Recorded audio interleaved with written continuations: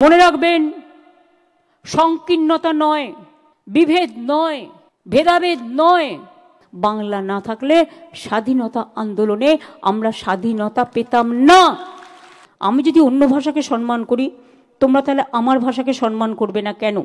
কন্যাশ্রীর দ্বাদশ বর্ষ উদযাপনের অনুষ্ঠান মঞ্চে দাঁড়িয়েও বাংলা ভাষার পক্ষে সওয়াল করেন মুখ্যমন্ত্রী মমতা বন্দ্যোপাধ্যায়। স্বাধীনতা আন্দোলন থেকে শুরু করে শিক্ষাক্ষেত্র একাধিক জায়গায় বাংলা এবং বাঙালির কি অবদান রয়েছে তা উল্লেখ করেন মুখ্যমন্ত্রী। তার কথায় উঠে আসে রবীন্দ্রনাথ ঠাকুর, নজরুল ইসলাম, স্বামী বিবেকানন্দ থেকে শুরু করে নেতাজি সুভাষচন্দ্র বোস, বঙ্কিমচন্দ্র চট্টোপাধ্যায়ের নাম।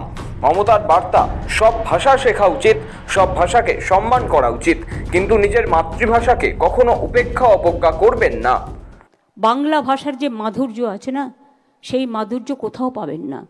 হ্যাঁ, প্রয়োজনে আমাদের ইংলিশ শেখা দরকার, তার কারণ এটা ইন্টারন্যাশনাল ল্যাঙ্গুয়েজ বলে। আজকে তো ইংরেজিটাও ভালো বলে, বাংলা স্কুলেও ভালোভাবে ইংরেজিটা পড়ানো হয়।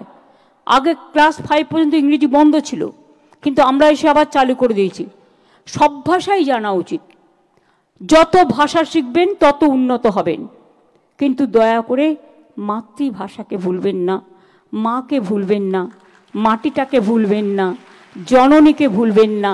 এ মাটি স্বামীজির মাটি, রামকৃষ্ণের মাটি, নেতাজি সুভাষচন্দ্র বোসের মাটি, রবীন্দ্রনাথ ঠাকুরের মাটি, দেশবন্ধুর মাটি, রাজা রামমোহন রায়ের মাটি, ঈশ্বরচন্দ্র বিদ্যাসাগরের মাটি। দেশের স্বাধীনতা আন্দোলনে যারা সবচেয়ে বেশি জেলে ছিল তাদের সংখ্যা, আলিপুর মিউজিয়ামে গিয়ে কখনো মেয়েদের ঘুরিয়ে আনবেন, দেখবেন বাংলার 70% লোক জেলে ছিল।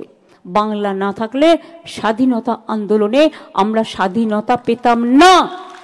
এরপরই কার্যত বাঙালি হেনস্থা ইস্যুতে মুখ খোলেন মমতা বন্দ্যোপাধ্যায়। বলেন, দেশভাগের প্রভাব আমাদের উপরও পড়েছে, এটা ঠিক, তবে যারা এক কাপড়ে সবকিছু ফেলে চলে এসেছিল উদ্বাস্তু হয়ে, তারা তো দেশের নাগরিক হিসেবে গণ্য হয়েছে। যারা দেশের নাগরিক নয়, ফরেনার্স, তাদের বিরুদ্ধে অবশ্যই অ্যাকশন নেওয়া উচিত। যদি ভারত সরকার এমনটা মনে করে, এটা আমাদের হাতে নেই, কিন্তু অযথা যারা বাংলায় কথা বলছে তাদের হেনস্থা করা হচ্ছে। যারা এক কাপড়ে সবকিছু ফেলে দিয়ে চলে এসেছিল উদ্বাস্তু হয়ে, তারা তো দেশের নাগরিক হিসেবে গণ্য হয়েছে।